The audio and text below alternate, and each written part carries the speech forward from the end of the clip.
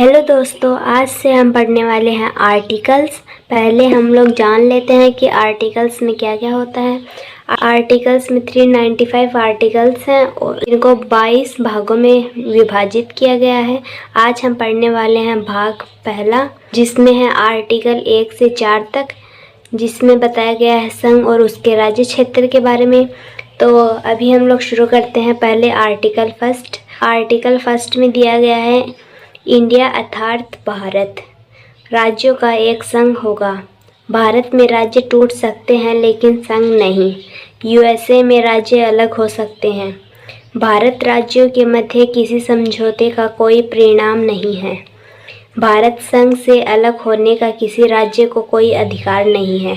ये दिया गया है आर्टिकल फर्स्ट में। अभी हम लोग चलते हैं आर्टिकल सेकेंड में।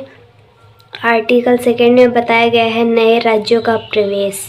संसद निर्विधानों और शर्तों के साथ जिन्हें हम उचित समझे संघ में किसी नए राज्य का प्रवेश या स्थापना कर सकती है। संसद जो है वो नए राज्यों का प्रवेश या स्थापना कर सकती है। ये बताया गया है आर्टिकल 2 में। अभी हम लोग चलते हैं आर्टिकल 3 में। आर्टिकल 3 में दिया गया है नए राज्यों का निर्माण व पुराने राज्यों का क्षेत्रफल, सीमा व नाम परिवर्तन।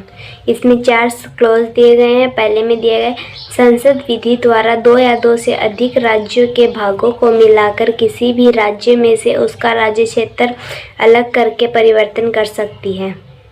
किसी भी राज्य का क्षेत्र घटा सकती है, किसी भी राज्य का क्षेत्र बढ़ा सकती है, किसी भी राज्य की सीमा या नाम परिवर्तन कर सकती है। यह संसद केवल राष्ट्रपति की सिफारिश पर ही कर सकती है, कोई राज्य नहीं कर सकता। आर्टिकल 3 में ये दिया गया है। अभी चलते हैं आर्टिकल 4 में। आर्टिकल 4 में दिया गया है संसद, जिसमें आर्टिकल 2 यानी कि संघ में किसी राज्य का प्रवेश या स्थापना, आर्टिकल 3 किसी राज्य के क्षेत्र, सीमा व नाम परिवर्तन। तो ऐसा संसद केवल साधारण बहुमत से कर सकती है। इसके लिए संविधान संशोधन आर्टिकल 368 की आवश्यकता नहीं होती है। यह आर्टिकल 4 में दिया गया है, जिसमें 50% मतदाता सदस्य की ज़रूरत होगी और अनुमति देने के लिए राष्ट्रपति बाध्य होगा। आर्टिकल 4 में अनुसूची 1 और 4 भी प्रभावित होंगे। और हम कुछ इम्पोर्टेंट इन्फॉर्मेशन जान लेते हैं। संसद की शक्ति राज्य की सीमा समाप्त करने व भारतीय क्षेत्रों को किसी अन्य देश को देने की नहीं है। अर्थात इससे पता चलता है कि संसद राज्यों को ऐड कर सकती है और उस राज्यों में सीमा, क्षेत्रफल और नाम परिवर्तन कर सकती है। संसद अपने संघ के राज्यों को किसी दूसरे देश को नहीं दे सकती है।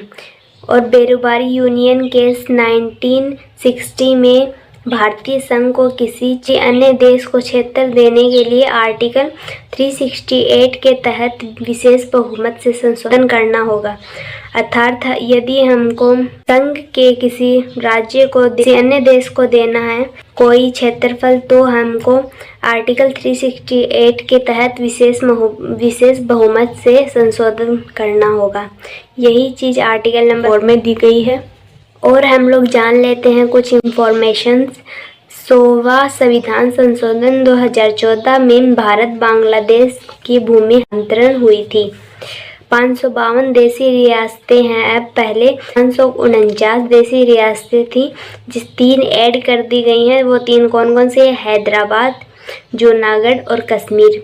राज्यों के एकीकरण में सरदार पटेल, वीपी मेनन, माउंटबेटन का योगदान रहा। ये काफ़ी इम्पोर्टेंट लाइन है, ये एग्ज़ाम में पूछी जा सकती है। तो यहाँ पे ये जो 3 देशी रियासतें जोड़ी गई थी, कैसे जोड़ी गई थी? हैदराबाद को ऑपरेशन पोलो 1948 में पुलिस कार्यवाही से ऐड की गई थी। और जूनागढ़ देशी रियासत को जनमत संग्रह से ऐड की गई थी। कश्मीर को विलय पत्र, जिसमें राजा हरि सिंह थे, 26 अक्टूबर 1947 को ऐड की गई थी। 1950 में संविधान में भारतीय संघ के राज्यों का 4 गुना वर्गीकरण था। भाग ए, भाग बी, भाग सी, भाग डी। भाग ए में अंग्रेजों का शासन था, भाग बी में देशी रियासतों का शासन था, भाग सी में बड़े शहर पर अंग्रेजों का शासन था, भाग डी में यूटीज थी, अंडमान एंड निकोबार। बस आज के लिए इतना ही। वीडियो अच्छा लगे तो लाइक कर देना, चैनल पे नए तो सब्सक्राइब कर देना। Thanks for watching.